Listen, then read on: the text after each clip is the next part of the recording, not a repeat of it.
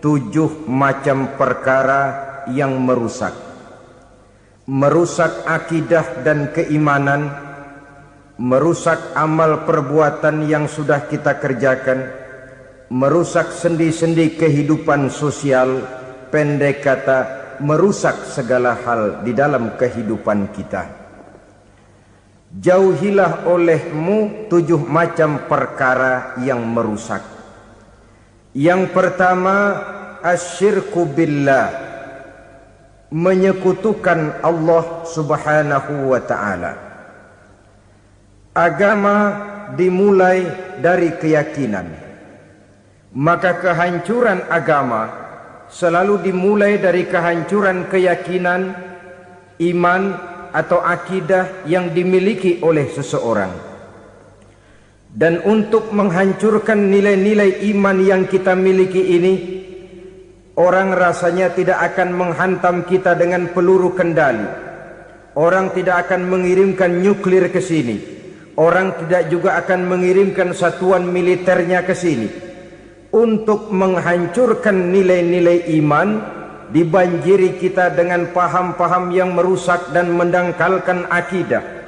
Baik ia bernama materialisme, baik ia bernama sekularisme, baik ia bernama banjirnya maksiat dan munkarat, baik ia bernama banjirnya peradaban dan kebudayaan yang menghancurkan moral daripada anak-anak kita, sedikit demi sedikit melenturkan dan melunturkan nilai-nilai keimanan kita, untuk kemudian pada waktunya nilai iman itu akan bertukar dan berganti menjadi nilai syirik kepada Allah subhanahu wa ta'ala.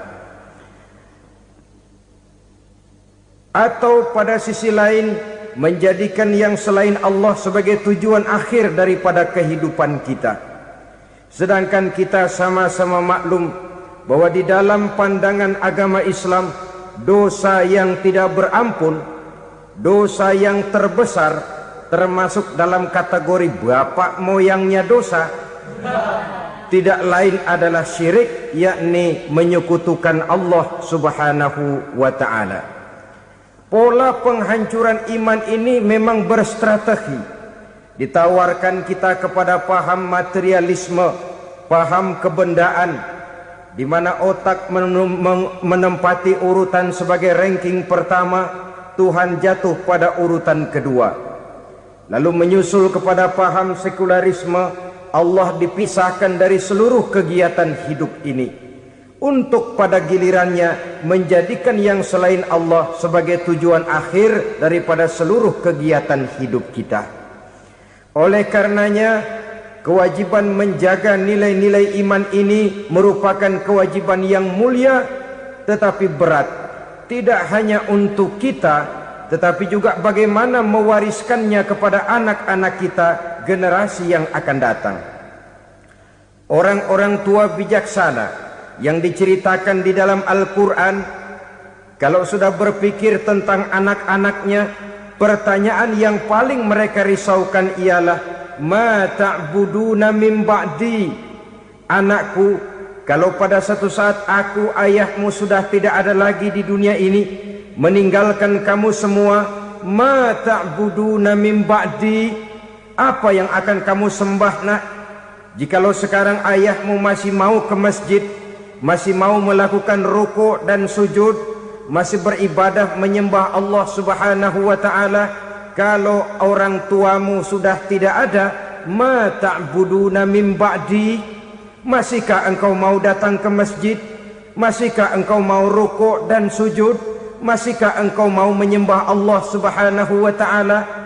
Pertanyaan ini yang dipikirkan oleh Nabi Yakub kepada putra-putranya. Pertanyaan ini yang diteruskan oleh Nabi Ibrahim kepada anak-anaknya. Pertanyaan ini yang diwariskan oleh generasi ulama salafus saleh kepada para generasi berikutnya. Bagaimana kita generasi sekarang? Kita orang-orang tua sekarang bukan berfikir ma ta'buduna min ba'di, malah yang kita fikirkan ma ta'kuluna min ba'di. Kalau bapak tidak ada nanti kamu makan apa nak? Perkara kamu nyembah apa urusan nomor 18. Yang penting kamu nanti hidup bisa makan, nak. Maka kita sibuk mewariskan harta kepada anak-anak kita. Kita sibuk mewariskan kebun dan tanah kepada anak-anak kita. Kita sibuk mewariskan pabrik kepada anak-anak kita, sementara kita lupa mewariskan intan yang paling mahal, mewariskan mutiara yang paling berharga, yaitu nilai iman kepada Allah Subhanahu wa ta'ala. Alangkah baiknya apabila warisan harta, warisan tanah dan kebun, warisan rumah dan pabrik didasari lebih dahulu dengan mewariskan nilai iman kepada Allah Subhanahu wa ta'ala. Sebagai orang-orang tua, kita boleh bersedih kalau anak kita tidak mengerti komputer. Kita boleh bersedih kalau anak kita tidak mengerti matematika. Kita boleh bersedih kalau anak kita tidak mengerti bahasa Inggris. Tapi sewajarnya lebih bersedihlah kita orang tua jikalau mempunyai anak yang tidak kenal Allah sebagai Tuhannya, yang kemudian tidak mau rukuk dan sujud kepada Allah Tuhannya. Itulah kemalangan yang paling malang bila kita meninggalkan generasi yang tidak bertauhid kepada Allah Subhanahu wa ta'ala.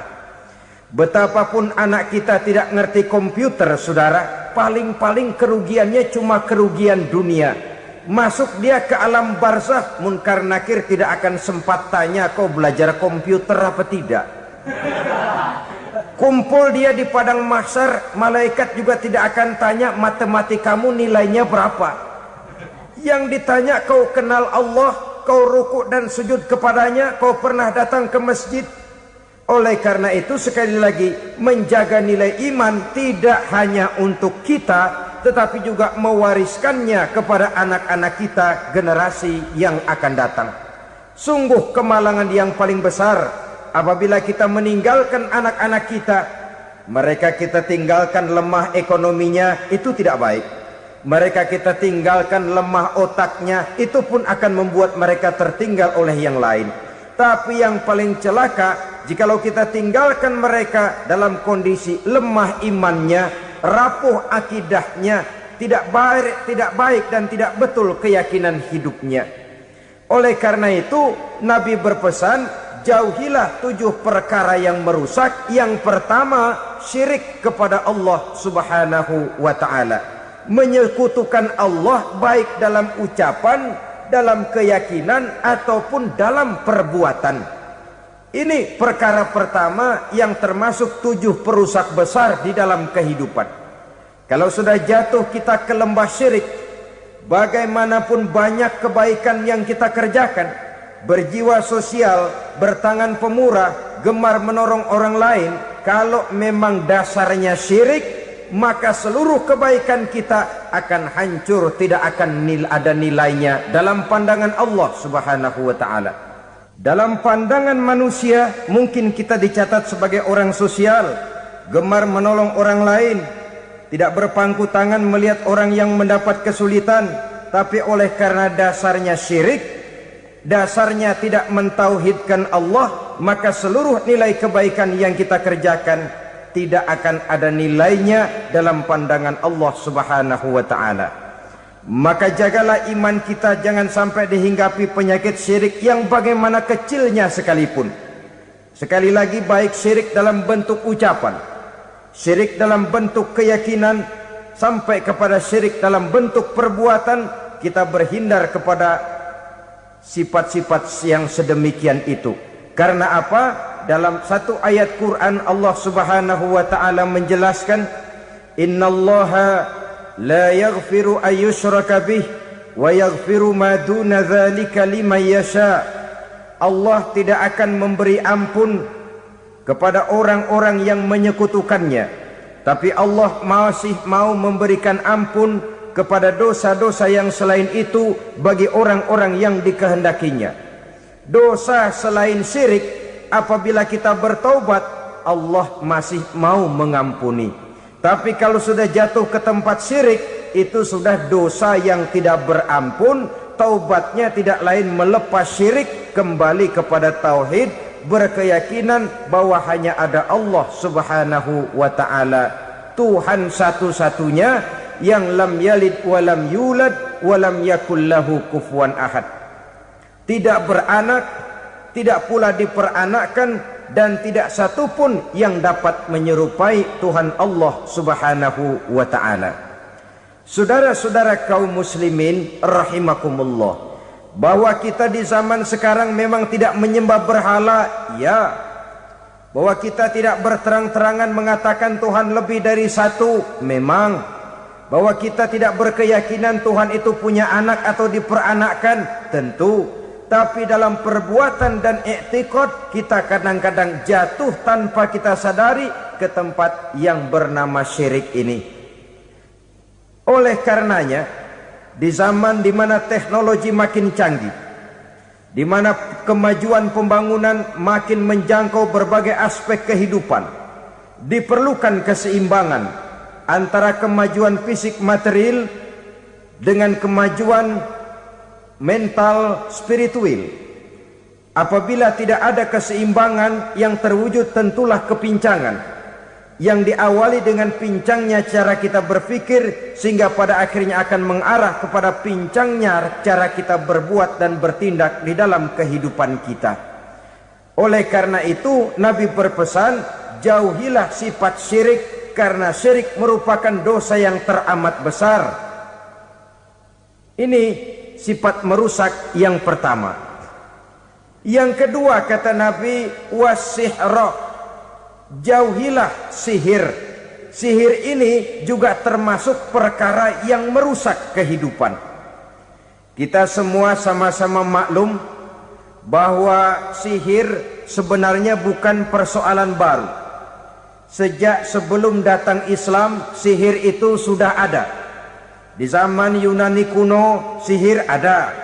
Di zaman Mesir kuno, di zaman Cina kuno, dan yang lain-lain yang serba kuno, sihir itu sudah ada. Bahkan para nabi pun, para rasul yang diutus oleh Allah Subhanahu wa ta'ala, senantiasa berhadapan dengan ahli-ahli sihir untuk menguji kebenaran dari misi yang mereka bawa.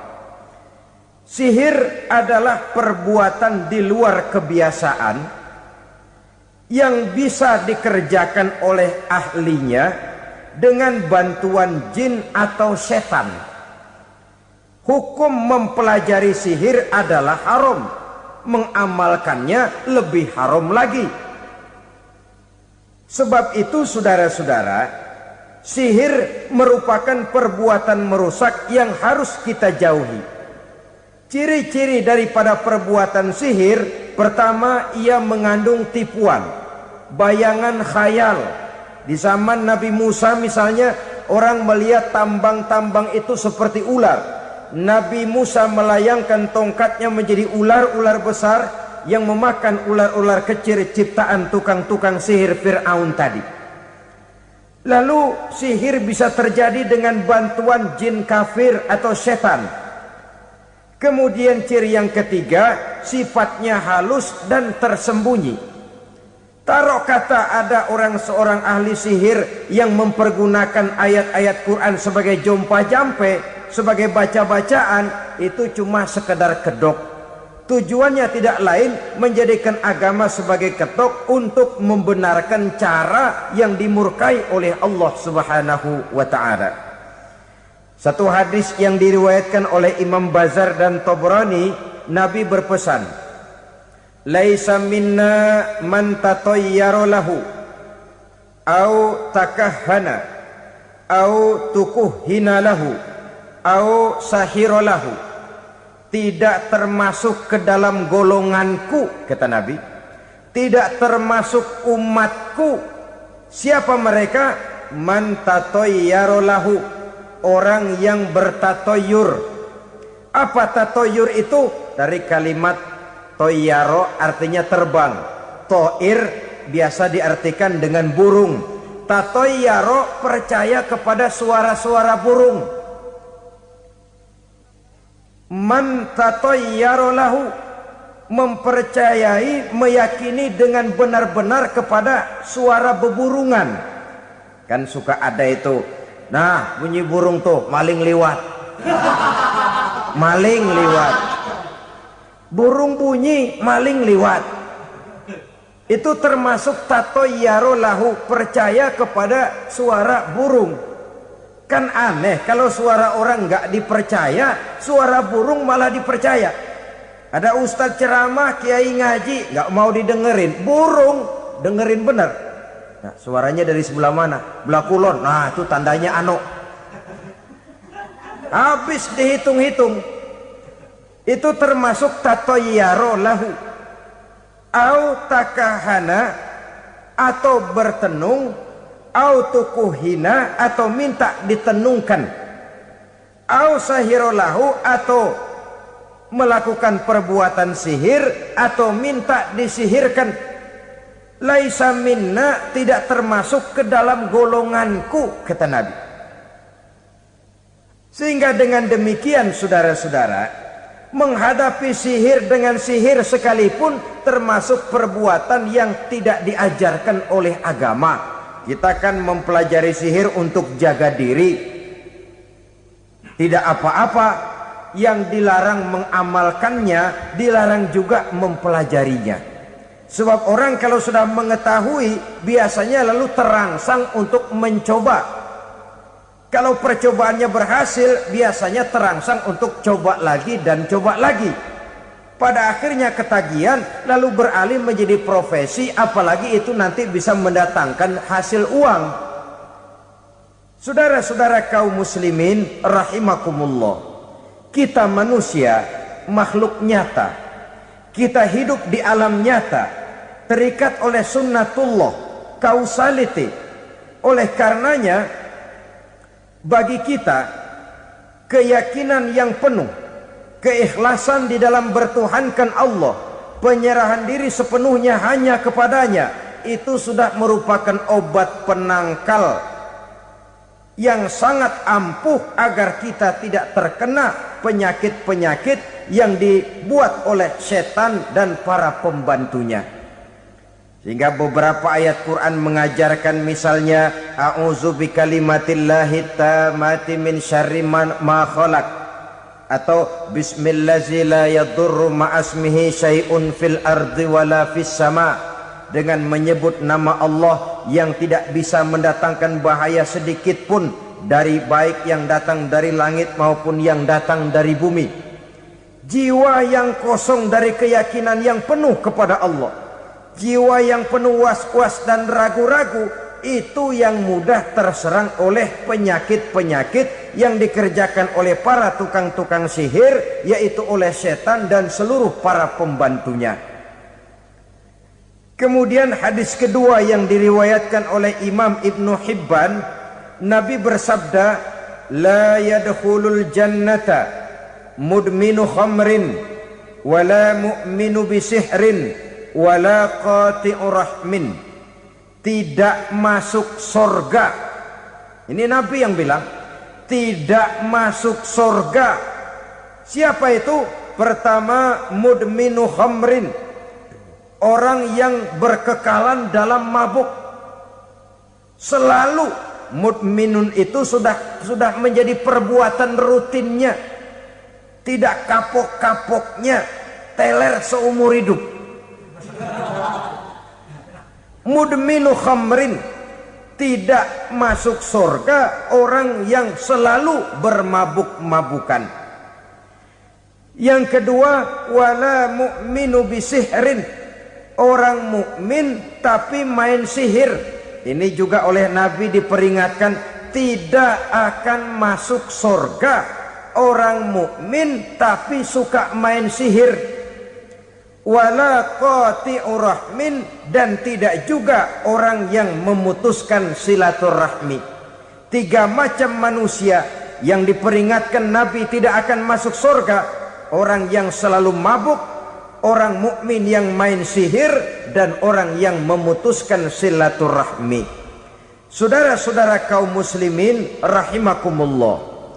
Lalu orang berkata, kenapa dilarang kita bersihir? Padahal Rasul sendiri kan punya mukjizat. Nah, kita memang harus membedakan antara mukjizat dengan sihir. Dalam kehidupan agama kita kenal ada yang namanya mukjizat, Ada yang namanya karomah atau keramat biasa diucapkan. Ada yang namanya maunah. Ada yang namanya irhas. Ada juga yang namanya sihir.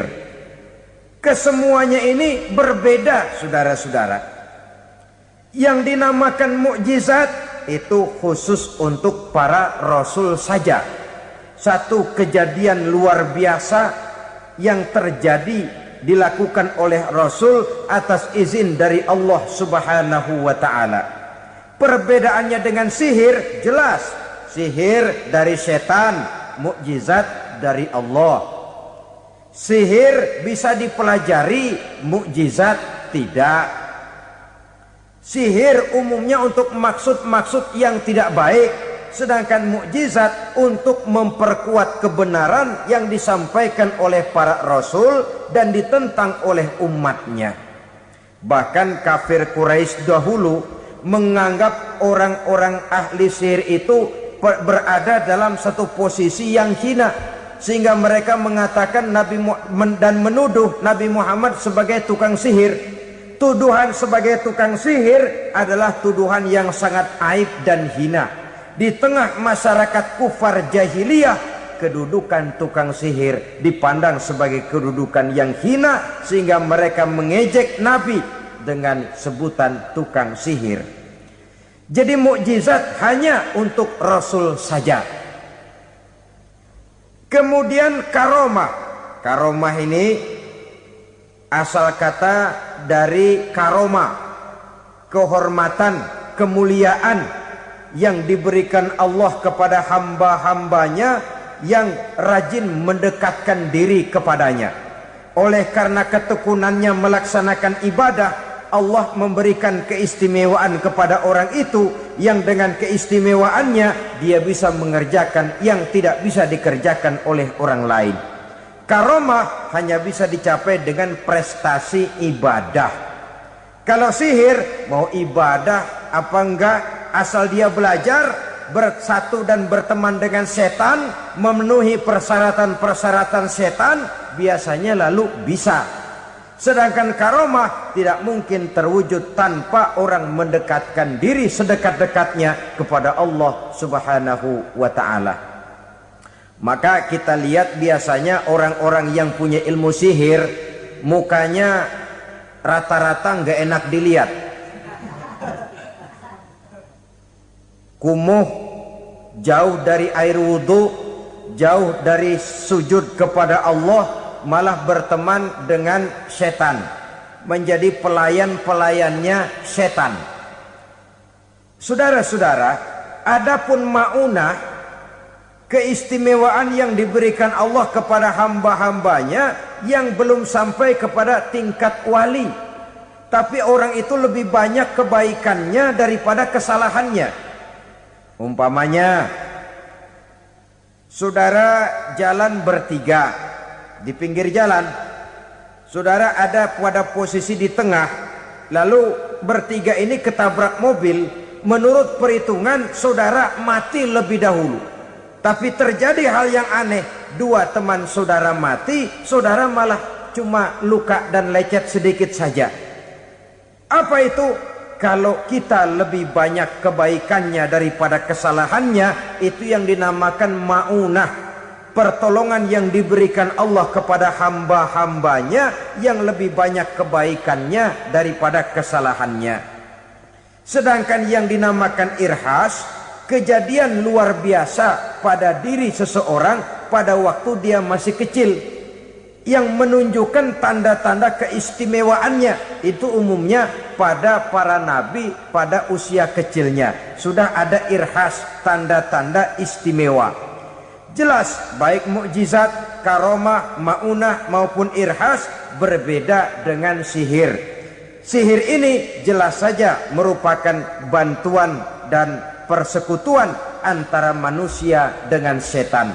Padahal setan, kata Allah dalam Al-Quran, innahu lakum aduwwum mubin, sesungguhnya setan bagi kamu adalah musuh yang sangat jelas.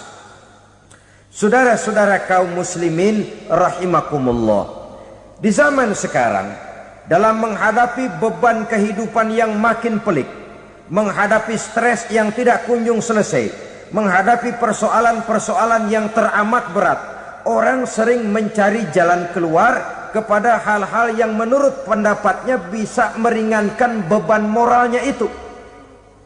Pergilah dia mencari sesuatu yang dapat meringankan bebannya. Dan tidak jarang yang jatuh ke pangkuan tukang-tukang tenung, ke pangkuan tukang-tukang sihir, yang mereka itu oleh Quran dijelaskan kadzabal munajjimun walau sodaku. Tukang-tukang tenung, tukang-tukang sihir, mereka itu bohong walaupun benar. Maksudnya bohong walaupun benar artinya kalau yang mereka kerjakan benar itu sih kebenaran. Benar dengan kebenaran itu lain. Kebenaran, kebetulan bisa, tapi tidak untuk selalu. Apalagi kalau itu sudah membahayakan kehidupan orang lain. Jadi oleh karena itu Nabi berpesan jauhilah daripada sihir. Kalau sudah jauhilah dari sihir artinya ya jauhilah daripada mempelajarinya, jauhilah daripada bergaul dengan orang-orang yang ahli di bidang itu, karena dari pergaulan segalanya bisa menular. Baiklah saudara, ini yang kedua. Yang ketiga pesan Nabi, wa qatlan nafsil lati harramallahu illa bil haq. Membunuh orang lain dengan cara yang tidak benar. Membunuh orang yang diharamkan oleh Allah Subhanahu wa taala untuk melakukannya kecuali dengan alasan yang benar. Kita tahu Islam adalah agama damai. Sesuai dengan namanya, ia tidak dikembangkan dengan pedang dan kekerasan. Ia dikembangkan dengan keteladanan dan tuntunan moral. Oleh karena Islam bukan agama kekerasan, Islam pun tidak mementingkan dan mengajarkan kekerasan kecuali dengan alasan yang benar dan bisa dipertanggungjawabkan. Membunuh dengan sengaja, menghilangkan nyawa orang lain tanpa alasan yang bisa dibenarkan adalah merupakan dosa besar dan satu di antara 7 perkara yang bisa mendatangkan kerusakan dalam kehidupan dan yang hendaknya harus kita jauhi. Saudara-saudara kaum muslimin rahimakumullah, beberapa waktu yang lalu di sebuah kota kecil yang indah bernama New Auckland. Saudara tahu New Auckland? Itu dari Gunung Kidul masih ngidul lagi. Pernah diadakan satu seminar yang membicarakan bagaimana menyelamatkan masyarakat manusia dari bahaya Perang Dunia Ketiga. Diperkirakan kalau terjadi Perang Dunia Ketiga, manusia tidak akan tersisa. Sebab apa? Pada waktu itu cadangan nuklir yang dimiliki oleh bersama Amerika dan Rusia konon sudah sanggup memusnahkan 6 miliar manusia pada saat jumlah manusia baru 5 miliar. Jadi kelebihan nuklir dunia ini. Kalau terjadi Perang Dunia Ketiga, sulit manusia untuk tersisa. Maka dibahaslah di dalam seminar itu, wah, supaya tidak terjadi Perang Dunia Ketiga, maka perlombaan membuat senjata-senjata canggih, alat-alat pembunuh modern harus segera dibatasi. Dibahas, tidak mungkin kita membatasi perlombaan membuat senjata. Kenapa? Makin maju ilmu dan teknologi, makin canggih senjata yang ditemukan.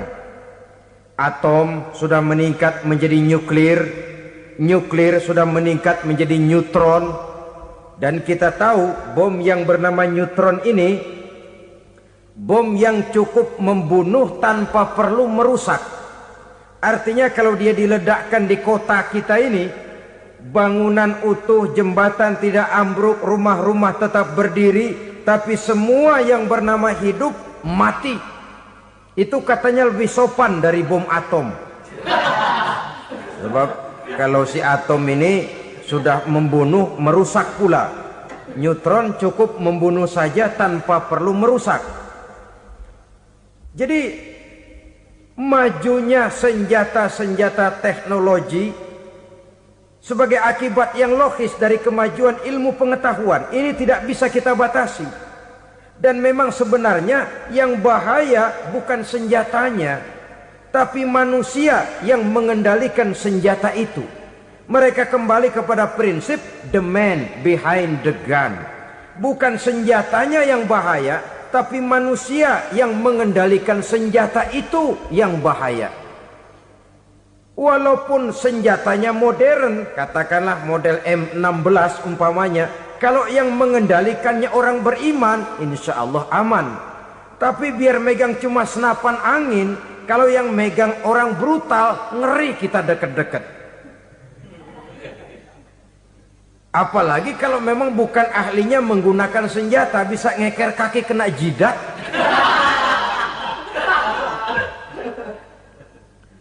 Mereka kembali kepada prinsip lama yang tetap baru. Bukan senjatanya yang harus dibatasi, manusia yang mengendalikan senjata itu yang perlu dibicarakan. Nah, kalau begitu, agar manusia tidak mempergunakan senjata sewenang-wenang, apa yang harus kita lakukan? Ya, manusianya harus bermoral. Ya, tapi moral yang mana? Di dunia ini banyak ajaran tentang moral. Itu pun mudah saja. Di sini kan kita undang saja ahli dari berbagai agama untuk membicarakan konsep perdamaian menurut agamanya masing-masing. Baik, setuju itu? Setuju. Maka tampillah para ahli agama, mereka kembali kepada prinsip moral daripada konsep yang terkandung di dalam ajaran agama untuk menegakkan perdamaian. Mula-mula naiklah ahli dari agama Hindu, dibacakan konsep perdamaian menurut ajaran agama Hindu, bahwa untuk damai manusia harus meninggalkan nafsu keduniaannya, menempuh samsara dan sebagainya untuk mencapai nirwana, menjauhi kemegahan dan kemewahan dunia. Ini lalu dibahas, rasanya juga tidak mungkin ini. Kemudian dari agama Nasrani, bahwa untuk damai manusia harus menciptakan sifat kasih sayang. Kalau ditampar pipi kiri, berikan pipi yang kanan. Kalau diberikan selendang, berikan baju. Nanti orang kasihan, lalu dia tidak akan nampar lagi. Ketika ini dibahas, ternyata rasanya pun tidak mungkin bisa diterima. Karena apa? Di zaman sekarang orang ditampar pipi kiri, dikasih pipi kanan. Bukan kasihan, gemes. Damai belum tentu, bonyok udah jelas. Lalu ketika dibacakan konsep perdamaian menurut Quran, di mana disampaikan ayat wa jazaa'u sayyi'atin sayyi'atun misluha faman afa wa aslaha fa ajruhu 'ala Allah. Balasan terhadap satu kejahatan adalah kejahatan yang seimbang, tetapi barang siapa yang memberi maaf dan mencari jalan damai, itulah yang terbaik dan akan mendapat pahala dari Allah Subhanahu wa ta'ala. Kamu tidak salah ditampar pipi kirimu, tampar lagi pipi kirinya sekeras dia menampar pipi kirimu. Nanti orang tidak mau menampar kita karena dia tahu kalau dia tampar kita, dia akan menderita tamparan sekeras dia menampar kita. Akan terjadilah prinsip saling hormat menghormati, tidak saling ganggu, tidak saling usil, tidak saling jahil. Atas dasar ini perdamaian bisa ditegakkan. Mereka bisa menerima konsep ini, tapi kemudian seminar ditutup tanpa satu keputusan resmi. Kenapa? Terus terang mereka kagum dengan konsep Islam, tapi sentimen lama terhadap nilai-nilai Islam telah menutup mata mereka untuk menerima kebenaran dari ajaran Al-Quranul Karim. Saudara-saudara kaum muslimin rahimakumullah, kembali kita kepada persoalan pokok. Roh adalah dari Allah. Dia akan kembali kepada Allah, milik mutlak dari Allah. Tidak pantas kita merampasnya dari orang lain. Tidak wajar kita menghilangkannya tanpa alasan yang dibenarkan oleh agama. Di zaman sekarang akibat persaingan hidup yang makin tajam, lapangan kerja yang makin sulit, tensi ekonomi yang makin tinggi, atau karena nilai moral yang makin rendah, atau juga karena rapuhnya pegangan orang kepada agama, nyawa rasanya sudah sedemikian murahnya. Berbagai kasus membuat berdiri bulu roma kita. Ada mayit, ada manusia dipotong 6, dicincang macam kambing. Ada yang dipotong 5, ada yang dipotong 13, dikardusin, dibuang ke tempat sampah. Inna lillahi wa inna ilaihi raji'un. Gejala apa ini? Kanibalisme. Manusia sudah demikian sadisnya, manusia sudah sedemikian buasnya, sehingga sesama manusia diperlakukan seperti hewan. Padahal hewan sendiri belum pernah macan makan macan, bagaimanapun buasnya macan. Belum pernah serigala memakan serigala, bagaimanapun brutalnya serigala. Tetapi manusia makan manusia di zaman sekarang kadang jadi kenyataan dalam kehidupan kita. Kadang persoalannya remeh saja. Soal uang 200 perak, pisau bicara, nyawa melayang. Soal rokok sebatang, celurit bicara, nyawa melayang. Soal-soal yang sama sekali tidak prinsip, begitu mudah kita menghilangkan nyawa orang lain. Padahal Nabi pernah memperingatkan, apabila dua orang muslim sudah berkelahi dan berbunuh-bunuhan, al-qatil wal maktul finnar, yang membunuh dan yang terbunuh dua-duanya neraka. Sahabat heran, ya Rasul, kalau yang terbunuh, kalau yang membunuh masuk neraka itu sih wajar, tapi yang terbunuh kenapa neraka juga? Beliau menjawab, dua-duanya sudah punya niat untuk saling membunuh. Niatnya itu yang diponten. Yang terbunuh cuman lagi apes aja, keduluan dia. Umpama tidak terbunuh, pasti dia yang akan membunuh. Oleh karenanya al-qatil wal maktul, yang membunuh dan yang dibunuh finnar, dua-duanya masuk ke dalam neraka. Islam menghormati kehidupan, tidak hanya terbatas kepada sesama muslim. Orang-orang yang berlainan agama pun yang mau hidup berukun, damai, berdampingan dengan umat Islam, jiwa mereka, darah mereka dilindungi oleh nilai-nilai Islam yang disebut dengan kafir zimmi ini. Mengganggu mereka sama saja dengan mengganggu aku, kata Nabi. Jadi oleh karena itu sayangilah sesama. Kehidupan adalah anugerah Allah, bukan wewenang kita untuk mencabutnya dari orang lain, bukan wewenang kita untuk merampas dan menghilangkannya dari orang lain. Apa yang tidak enak terjadi pada diri kita, begitu pula lah apabila terjadi pada diri orang lain. Sehingga Nabi mengatakan, la yu'minu ahadukum hatta yuhibba li akhihi ma yuhibbu li nafsihi.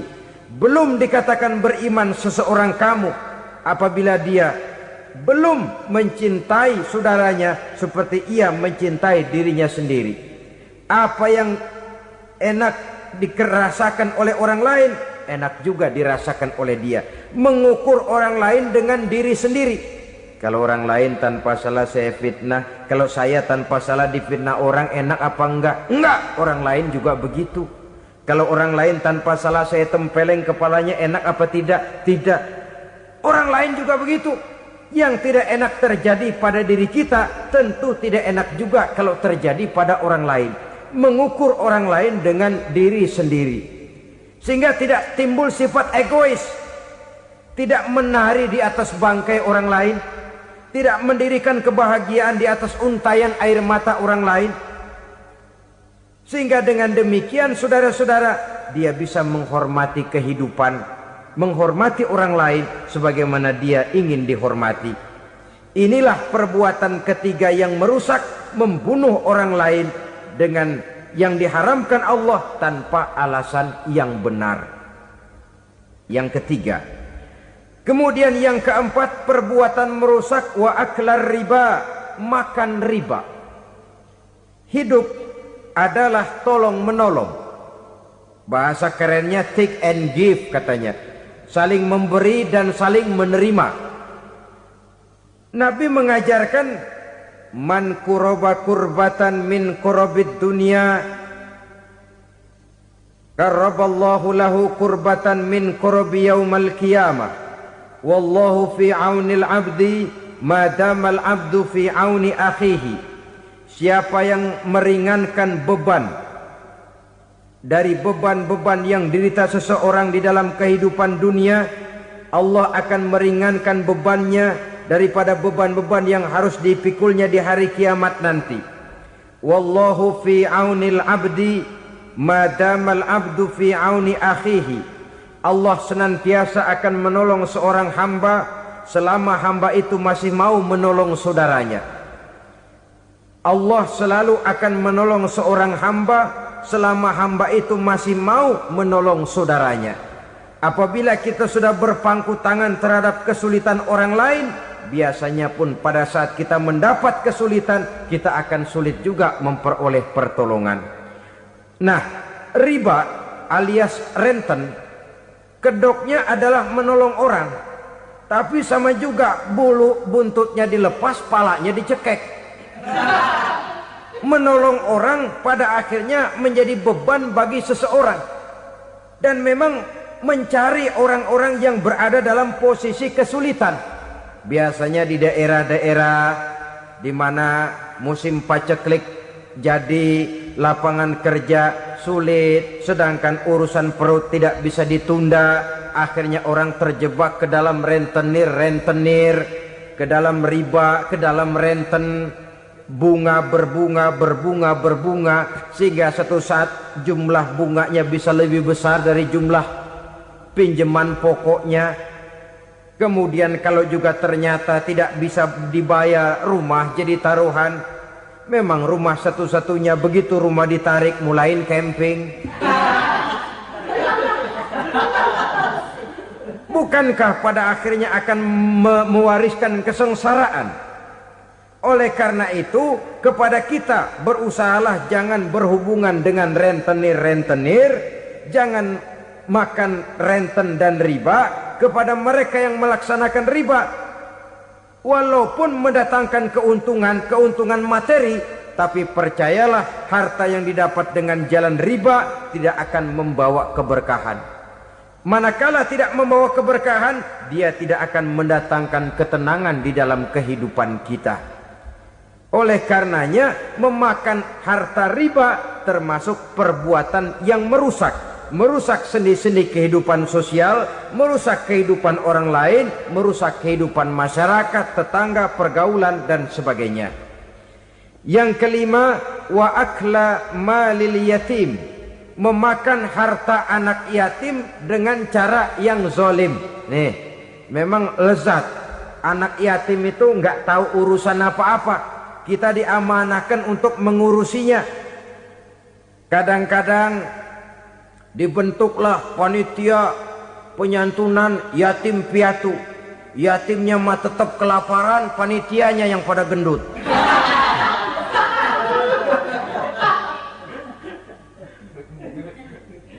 Padahal memakan harta anak yatim termasuk perbuatan dosa besar, dan menjantuni yatim merupakan perbuatan mulia. Nabi mengatakan, ana wa kafilul yatim kahataini yaumal qiyamah. Aku dan orang-orang yang menyantuni anak yatim seperti dua jari ini pada hari kiamat nanti. Dekat sekali. Jikalau ingin di hari akhir nanti dekat dengan Rasul, bersahabatlah dengan anak-anak yatim. Jadilah pengurus anak-anak yatim. Bangunlah panti-panti asuhan yatim. Pada saat bapak ibunya meninggal, kitalah yang menjadi orang tuanya.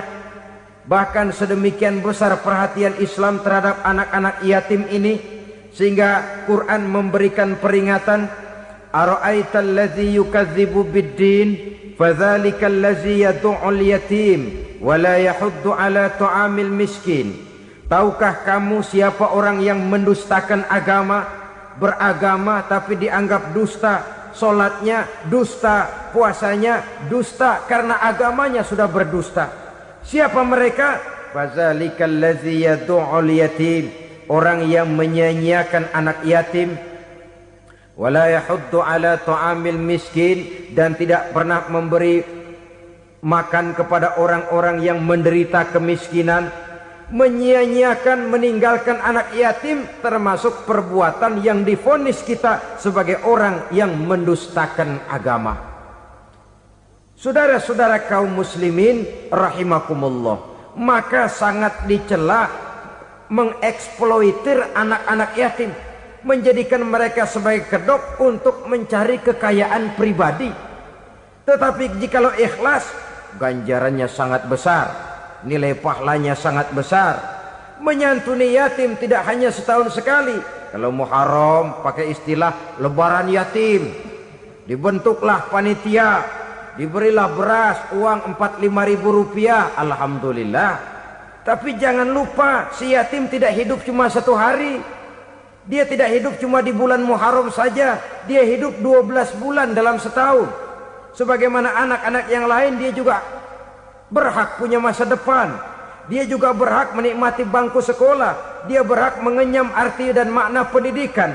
Dia berhak membekali diri dengan ilmu dan pengetahuan, seperti halnya anak-anak yang lain.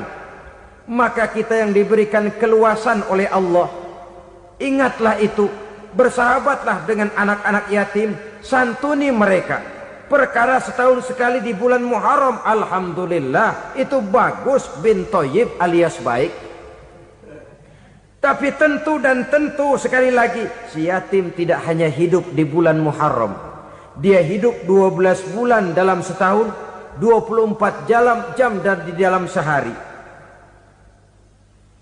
Oleh karenanya, menyia-nyiakan mereka pada saat posisi kita memang mampu akan memojokkan kita dalam satu posisi di mana kita dianggap sebagai orang yang mendustakan agama, memakan harta anak yatim dengan cara yang zolim. Bapaknya udah meninggal, kebunnya lebar, anaknya dikelecehin. Nah, dah kamu gak usah pusing, nanti saya yang ngurus. Akhirnya bukan ngurus, nguras. Si yatim mungkin tidak tahu bahwa dia disia-siakan, haknya diambil, miliknya dizolimi. Tapi Allah yang akan membalasnya dengan seadil-adilnya. Maka makan harta anak yatim biasanya balasannya tokcer bin paten. Nggak banyak selang tempo itu, nggak percaya cobain dah.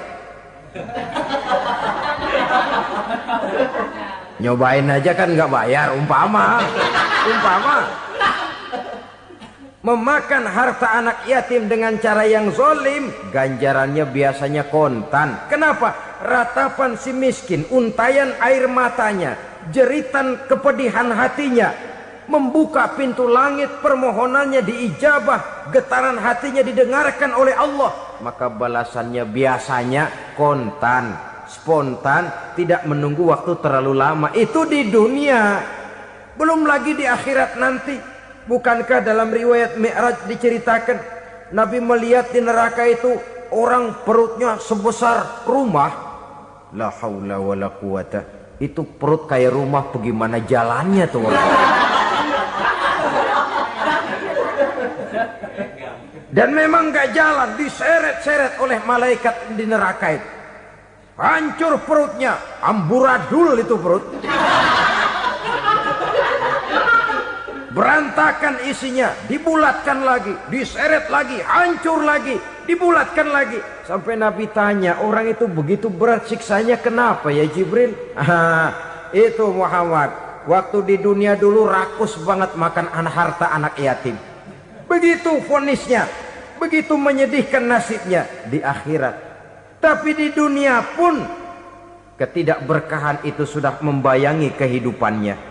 Oleh karena itu, kepada saudara-saudara yang mendapat titipan anak yatim, berbahagialah, karena semulia-mulia rumah adalah rumah yang di dalamnya ada anak yatim yang disantuni.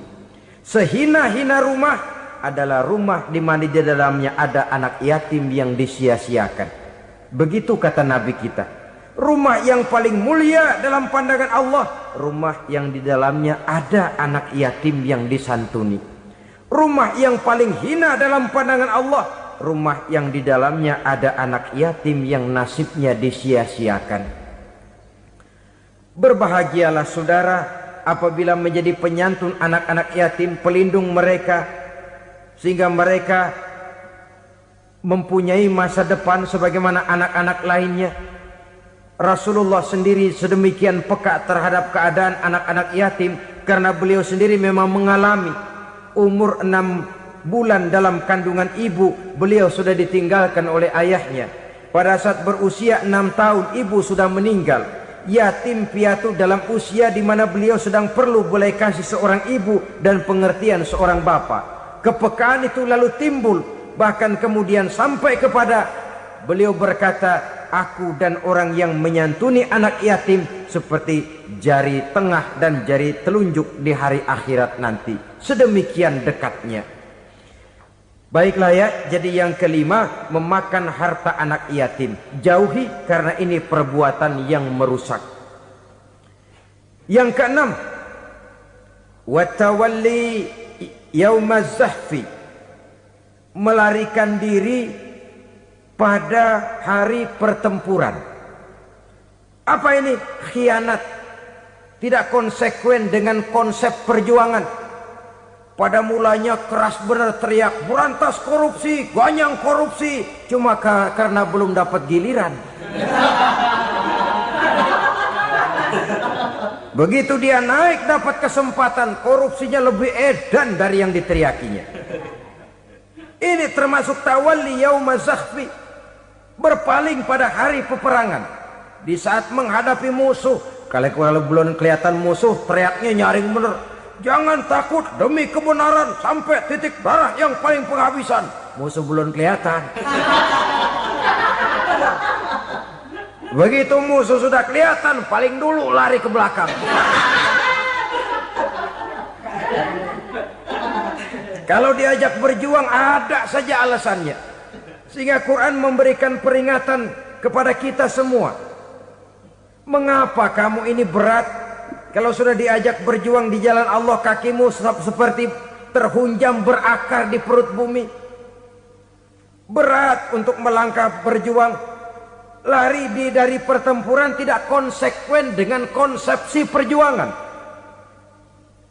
Mau enaknya saja. Dalam kondisi yang sulit lalu berpangku tangan. Ini termasuk ciri munafik yang di dalam Al-Quran disindir dengan bahasa kullama adha'a lahum masyaufi wa iza azlama alaihim qamu. Waktu terang mereka jalan, giliran gelap mereka mandek. Artinya, maksudnya kalau giliran ada untungnya aja rame-rame teriak Islam. Tapi begitu diminta berjuang, dituntut berkorban, rame-rame mundur. Waktu dilihat di Islam ada untungnya, rame-rame teriak Islam. Pak, saya Islam banget, Pak. KTP saya Islam, Pak. Pokoknya Islam banget dah. Tapi ketika diminta berjuang, dituntut sedikit berkorban, rame-rame mengundurkan diri. Tahun 65 PKI berontak. Waduh, waktu itu jadi orang Islam untung itu. Nggak dikejar-kejar, aman. Masjid rame, masjid, mobil-mobil mewah parkir di depan musola dan masjid. Kenapa? Waktu itu asal udah ke masjid aman. Islam selamat, untung. Tapi begitu keadaan aman, yang parkir di musola sepeda butut melulu.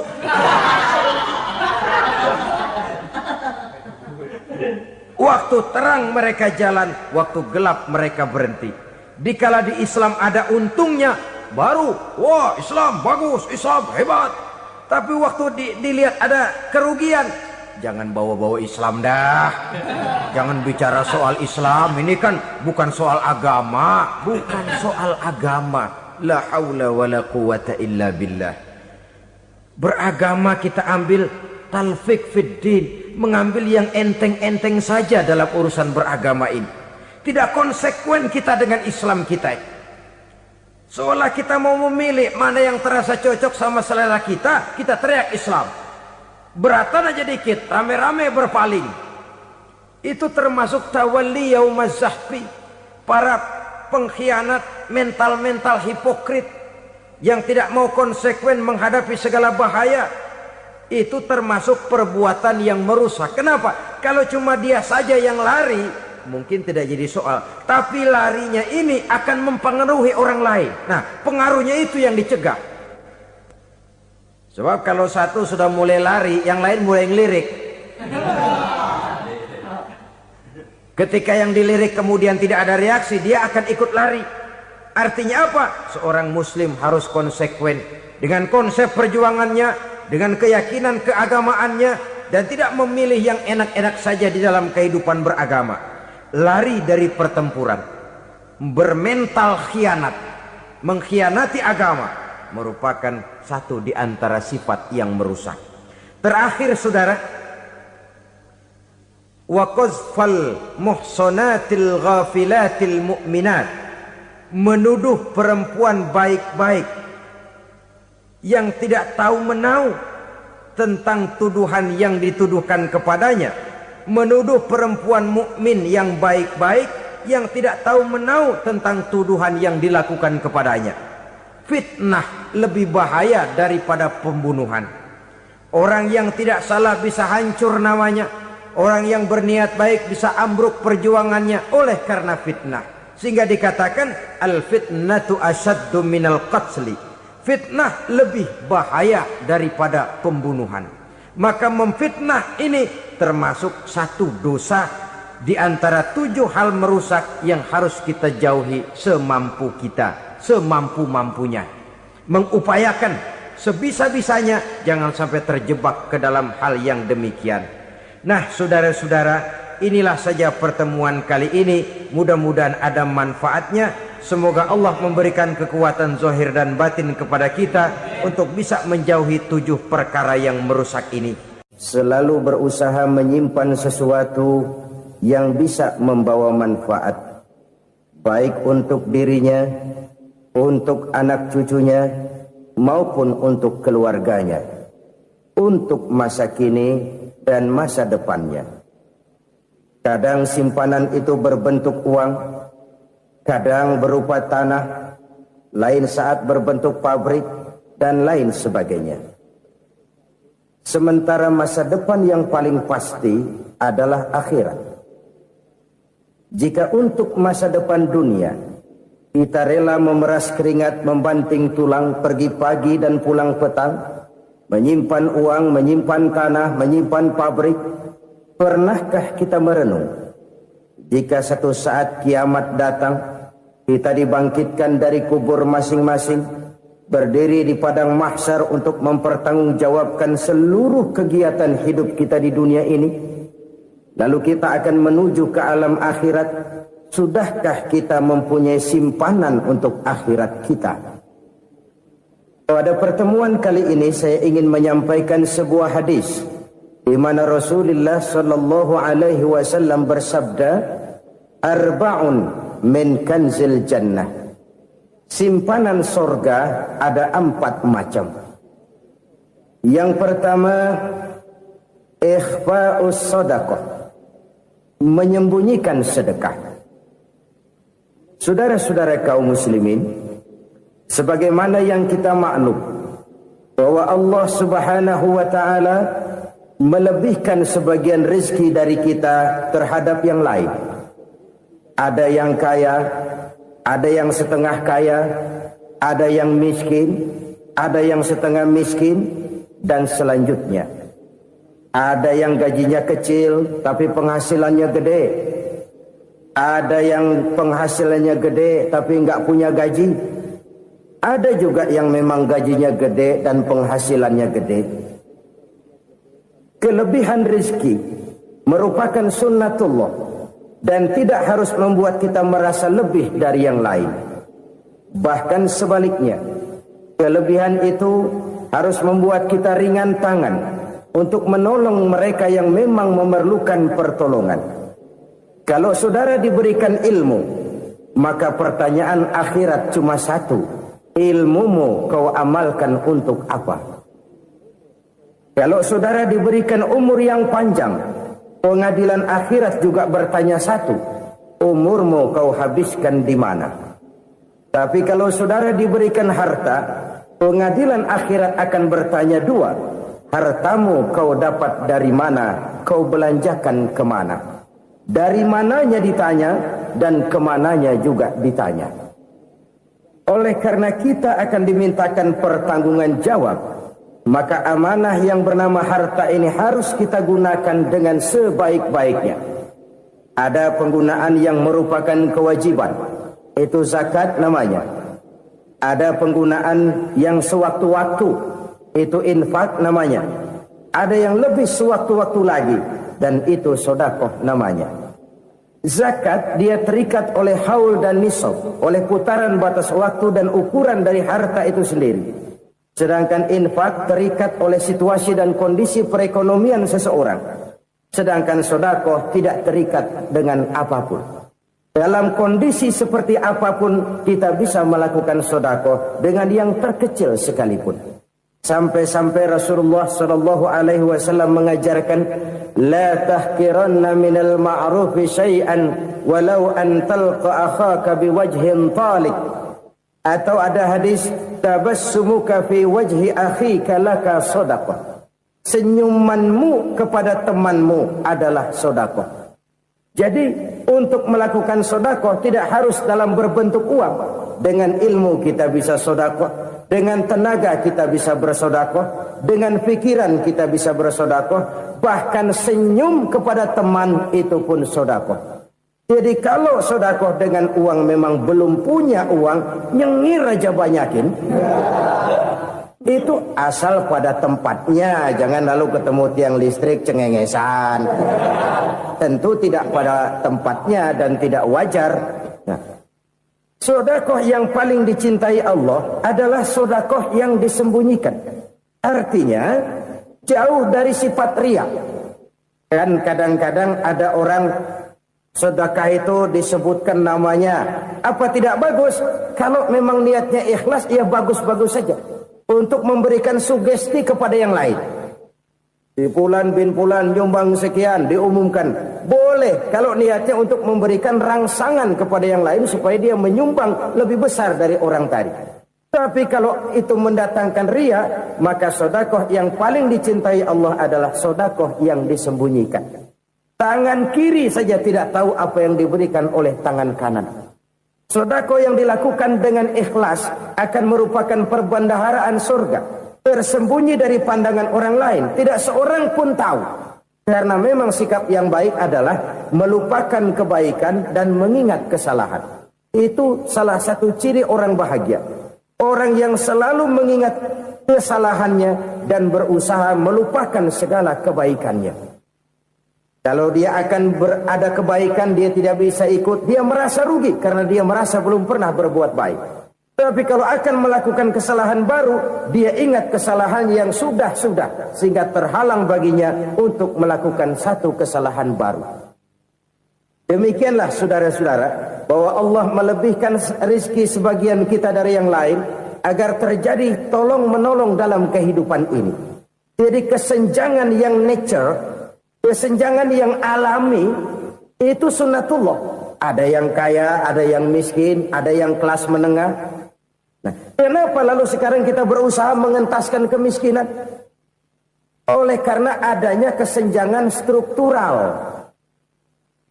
Kalau yang kaya bisa semakin kaya, kenapa yang miskin tidak bisa naik jadi ikut sedikit kaya?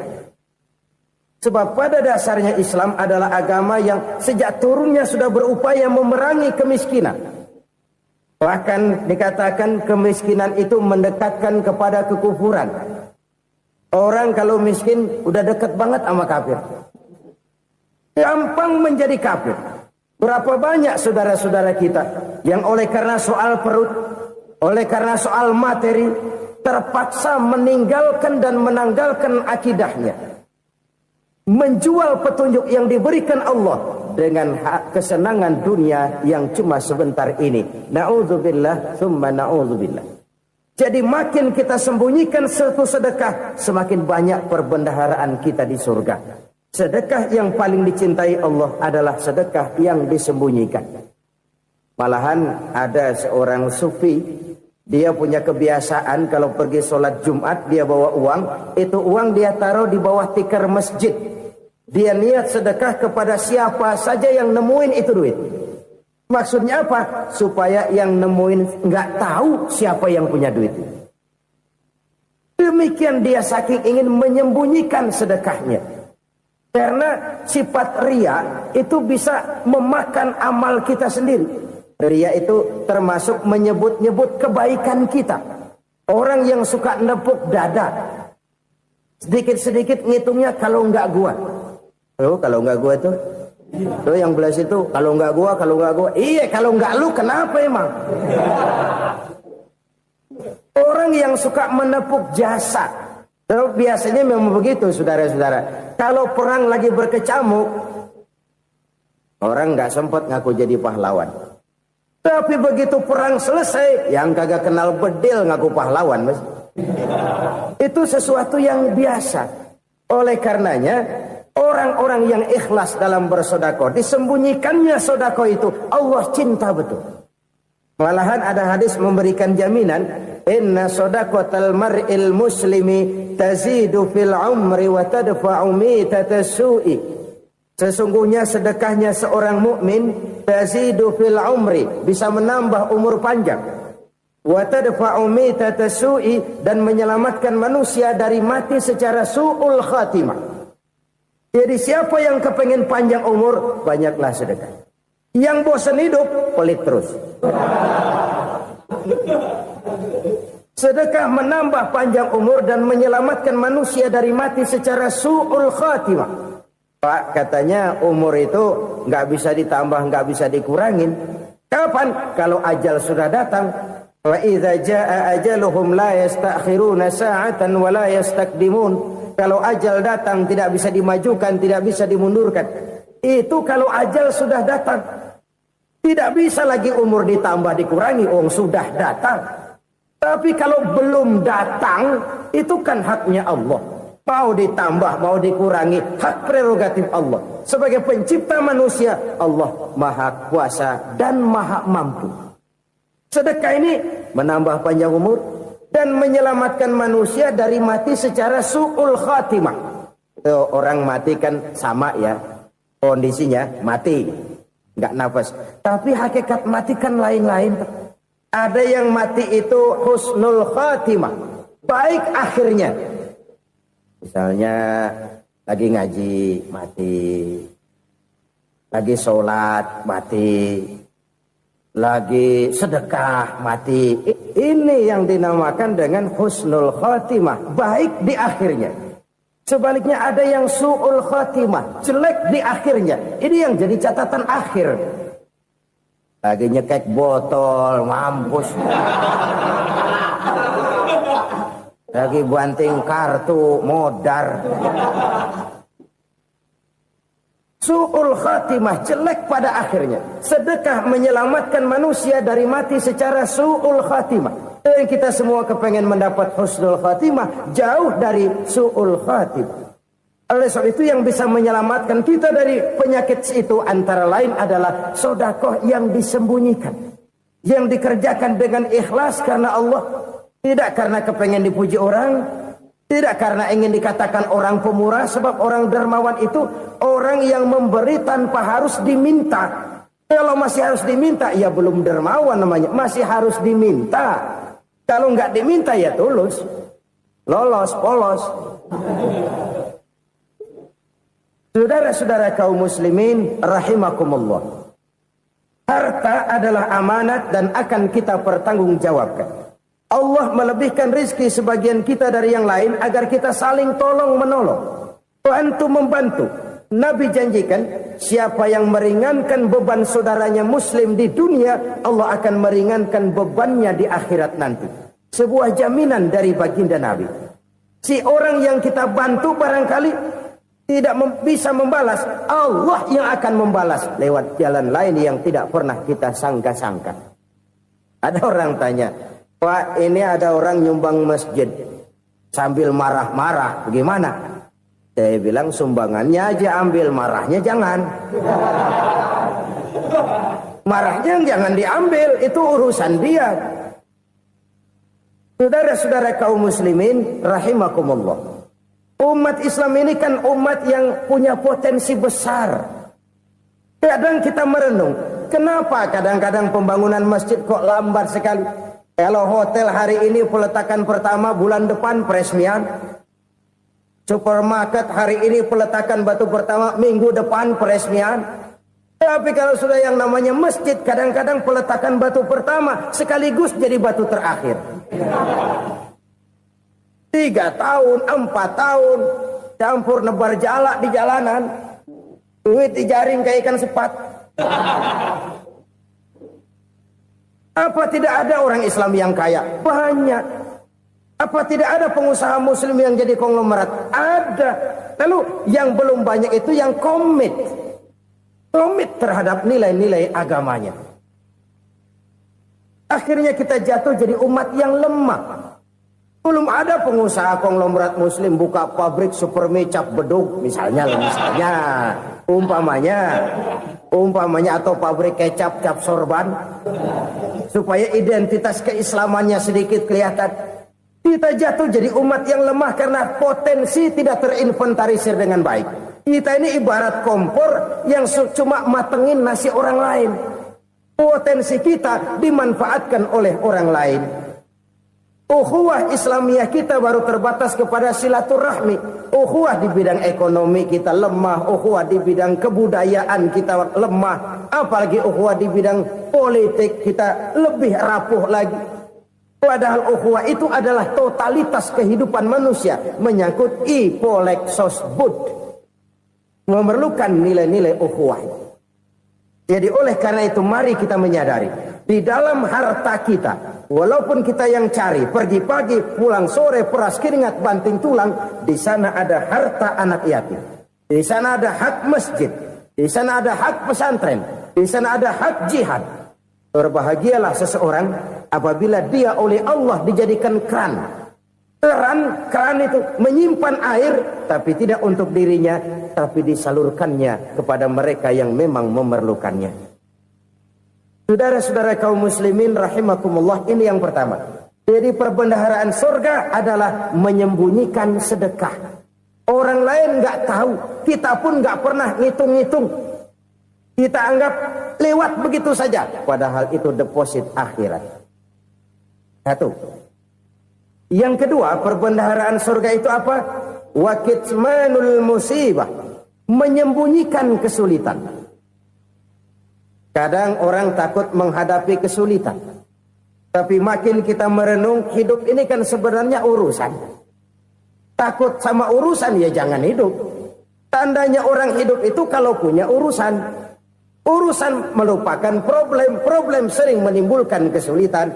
Kesulitan bukan untuk ditakuti, tapi untuk diatasi dan dicarikan jalan keluarnya. Siapa sih orangnya yang gak pernah sulit-sulit? Makin tinggi status sosialnya, makin gede urusannya. Makin tinggi kualitas imannya, makin berat tingkat kesulitannya. Cuma memang yang namanya enak itu seperti pelangi. Biang lala itu gak pernah di atas kepala kita. Di atas kepala orang melulu. Lo sih enak lo, kata kita. Dia juga bilang yang enak kan lo. Pelangi itu nggak pernah di atas kepala kita. Kata tukang beca, aduh enak ya naik Mercy. Kata tukang beca, apa yang di dalam mobil Mercy? Aduh enak bener tukang beca, di jok ngeringkuk ngorok pulas bener. Saya kamar pakai AC sejuk, tempat tidur sutra empuk, alga spring bed, kulak kulik nggak bisa pulas kalau belum minum Valium, belum tidur. Enak bener tukang beca, di jok ngorok nggak tahu wetan kulon. Itu tukang beca bilang yang di Mercy enak, yang di Mercy bilang tukang beca enak. Inilah enak, nggak pernah di atas kepala kita, di atas kepala orang lain melulu enak itu. Nah, saudara-saudara, yang merupakan perbendaharaan surga itu orang yang bisa menyembunyikan kesulitan. Baik pribadi ataupun rumah tangga. Nih terutama rumah tangga yang jadi soalnya. Kadang-kadang kita ini kalau senang, sebaliknya. Kalau senang kita diam. Kalem aja, cuek. Banyak banget duit kita, bawaan diam aja udah. Malah ketemu orang takut. Tapi begitu susah, sekampung tahu. Padahal Nabi mengajarkan perbendaharaan surga itu menyembunyikan musibah, menyembunyikan kesulitan. Kalau enak, cerita sama orang-orang. Kalau nggak enak, rasain sendiri, tekan sendiri, atasin sendiri. Kita kan sebaliknya. Senang kita diam, asal lagi susah, paling tidak kita nyari teman buat cerita kesusahan. Siapa orangnya yang nggak pernah susah? Cuma soalnya bagaimana kita mengatasi kesusahan itu sendiri. Begitu juga misalnya kalau orang sudah berumah tangga, itu orang tuanya harus menjadi tempat dia cerita yang enak-enak saja. Yang nggak enak rasain berdua, selesaikan berdua, atasin berdua. Jangan dibalik. Asal senang diam, giliran susah saja. Maknya laporan. Terbalik. Bisa menjaga security informasi. Maka nama bayam keluar diam. Malah seluitan. Enak amat lo makan daging ayam. Security informasi. Saudara-saudara kaum muslimin rahimakumullah. Ujian yang terberat itu yang pernah diberikan kepada para nabi, para rasul, para aulia, para ulama. Makin tinggi keimanan, makin berat bentuk kesulitan. Ayo saya kemukakan satu contoh saja. Ada seorang nabi yang kaya, nabi kaya, namanya Nabi Ayub. Iblis kalau orang begini kan keki, ibadahnya rajin, kaya. Nih yang kayak begini susah digodain. Kalau ibadahnya rajin, miskin, kali bisa disogok. Sini imannya mantap, ibadahnya rajin, kaya, nabi lagi. Tapi namanya iblis nggak kurang akal. Laporan, Tuhan, kenapa Les? Ya ini bahasa saya, bahasa Qurannya sih nggak gitu. Itu hambamu yang namanya Ayub, dia rajin ibadah cuma karena dikasih kaya aja. Coba kasih miskin dia, berhenti dia sembahyang. Ah, kamu bisa aja. Saya tahu Ayub itu hambaku yang ikhlas. Saya buktiin Tuhan, silahkan. Dibuktiinlah, iblis turun ke alamin. Yang mula-mula dia lakukan, dia rusak sawah ladang Nabi Ayub. Dia binasakan binatang ternak Nabi Ayub. Sehingga dalam waktu singkat, jatuhlah Nabi Ayub dari orang paling kaya jadi orang paling miskin. Beliau masih ibadah di mihrab dalam masjid. Datang iblis. Saudara Ayub, ya, lagi ngapain? Ibadah. Nyembah Allah, nyembah Allah. Oh, percuma.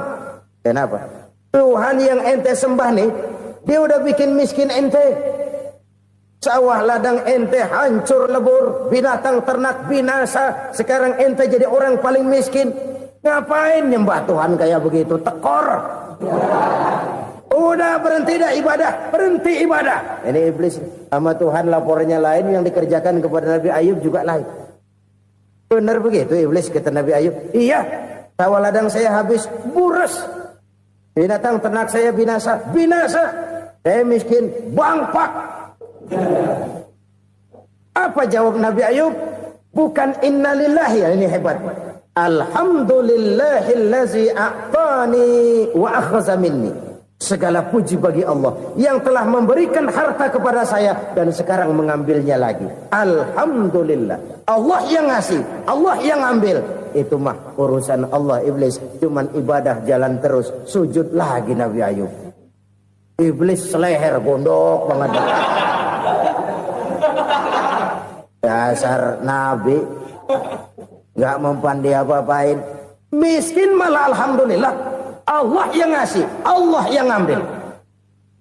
Jadi kalau kita tidak komit, kita tidak terikat kepada kaya, miskin, senang, susah, apa yang bisa bikin kita susah?